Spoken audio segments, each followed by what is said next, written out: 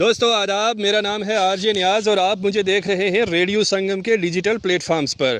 दोस्तों आज मकर संक्रांति है, खुशी का दिन है, त्यौहार है और आज एक दूसरे को मुबारकबाद देने का पैगाम है। अगर आपसे कोई रूठा है तो उसके घर चले जाइए, उसे मना लीजिए और आज के दिन ये मैसेज दीजिए कि यार कदूरतों में नफ़रतों में क्या रखा है भाई, मोहब्बत से ज़िंदगी गुजारिए। मेरे साथ एक ख़ास मेहमान हैं और आज हम स्टूडियो से बाहर आए हैं और मेरे साथ एक पंडित जी हैं। नमस्कार नियाज साहब, मैं धन्यवाद। मैं रेडियो संगम का अति धन्यवादी हूँ। मेरा नाम पंडित सुरेश कुमार दत्ता है। मैं डूंगी ब्राह्मणा और शाहपुर का रहने वाला हूँ और मैं साथ में मेरा एक यहाँ पर ऐतिहासिक मंदिर वीरभद्रेश्वर है। मैं वीरभद्रेश्वर मंदिर का पुजारी भी हूँ। वहाँ पर बड़े दूर दूर से लोग आते हैं और काफ़ी ऐतिहासिक स्थान है हमारा। वो एक तीर्थ स्थान होने के साथ साथ सीमांत एक व्यू देखने का भी है, तो कभी मौका मिले तो आइएगा जी। तो रेडियो संगम पर आज हमने पंडित जी को दावत दी है और सर आपके जो जिस मंदिर के आप पुजारी हैं हम वहाँ पर ज़रूर आएंगे। सबसे पहले आपसे जानना चाहेंगे कि ये जो मकर संक्रांति का त्यौहार है ये क्यों मनाया जाता है, कि इसकी इम्पोर्टेंस क्या है, इसकी अहमियत क्या है? नियाज साहब, जैसा कि हमारा पूरा भारतवर्ष एक विविधताओं का एक देश है, जहाँ पर पूरे हर साल हर दिन कोई ना कोई त्योहारों से जुड़ा हुआ है, क्योंकि ये हमारा एक ऐसा गुलदस्ता है जिसमें हर धर्म के, हर संस्कृति के लोग बसते हैं।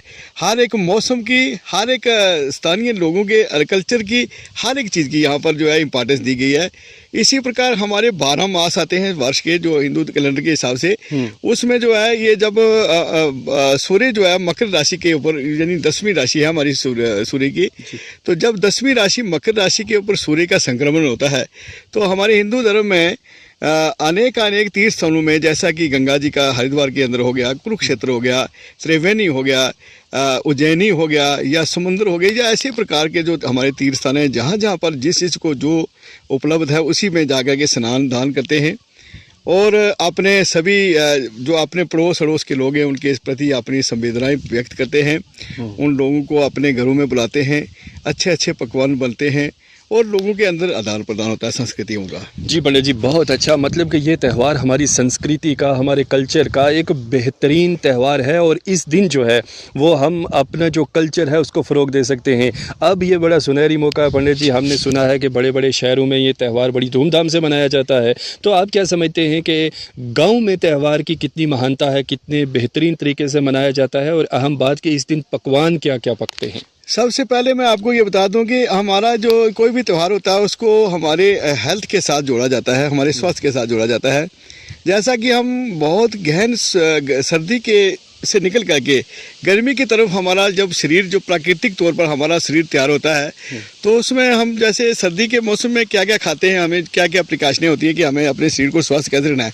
क्योंकि सबसे पहले कहा गया कि निरोगी काया सबसे उत्तम जो हमारा धन है। जी जी। तो जब हमारा गर्मी की तरफ ये सूर्य का संक्रमण होता है तो हमारे शरीर के अंदर अनेक उतार चढ़ाव आते हैं। उसमें हम तिल और गुड़ का जो है सेवन करते हैं इस मकर संक्रांति के उपलक्ष्य में, और वही तिल और रेवड़ी का जो है दान भी किया जाता है। हमारे धर्म में कहा गया कि ये दान करने से जो है आदमी के कई प्रकार के कष्ट दूर होते हैं। तो सब लोग मिलजुल करके अपने साथ में जितने भी, इसमें कोई ये नहीं है कि किसी धर्म विशेष के लिए नहीं है, सभी प्रकार के प्राणियों के प्रति अपना उदारता दिखाते हुए अपना रेवड़ी और गुड़ का वो आदान प्रदान किया जाता है।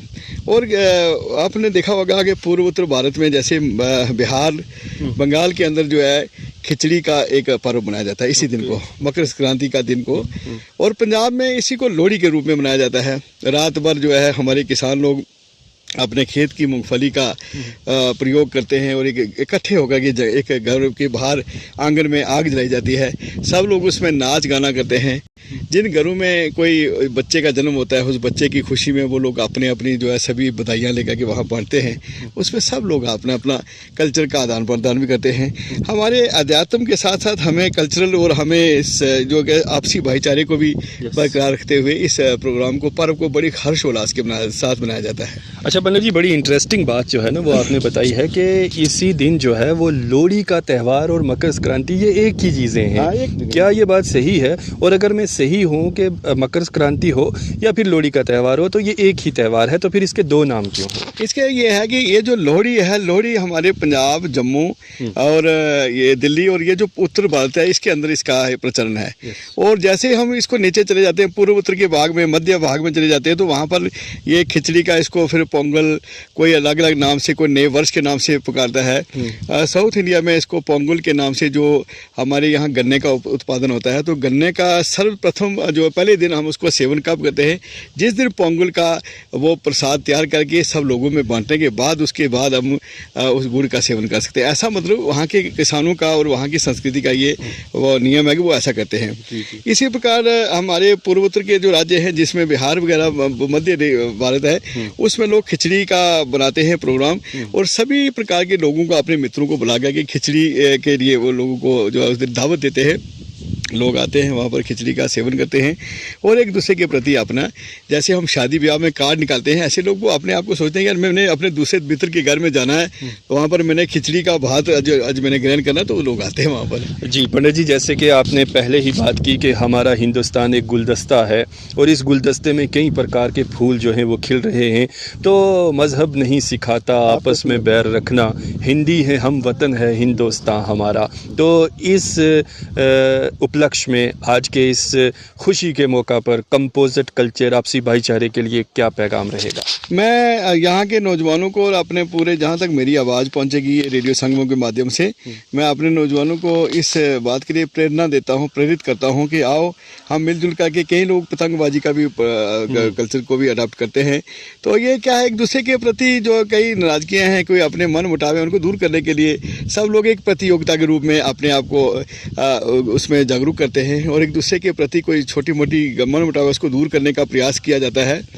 नौजवानों को आज सबसे बड़ी बात है, एक मोबाइल ने आदमी को घेर करके एक ही चारदीवारी के अंदर सीमित करके रख दिया है, जो कि हम अपनी बात किसी के आगे नहीं व्यक्त कर सकते। तो मैं चाहता हूं कि रेडियो के माध्यम से लोगों को ये पैगाम दिया जाए कि लोग अपने बच्चे जो है उनको बाहर निकालें, खेल कूद की तरफ प्रेरित करें, और जो भी हमारी जो दूर दराज के क्षेत्रों में एक दूसरे के प्रति सेवा, समर्पण, सहायता करने का प्रयोग, जैसे हमारे यहाँ पुराने ज़माने में मकान बनाने के लिए भी लोग एक दूसरे की मदद करते थे, कोई छत का सामान लाते थे तो उसमें ढोल डुबाके के साथ लेकर के आते थे, तो वो सारी चीज़ें लुप्त हो गई हैं और ये हमें कहीं ना कहीं दुखद है, क्योंकि हमारा कल्चर सारा जो है सीमित हो रहा है।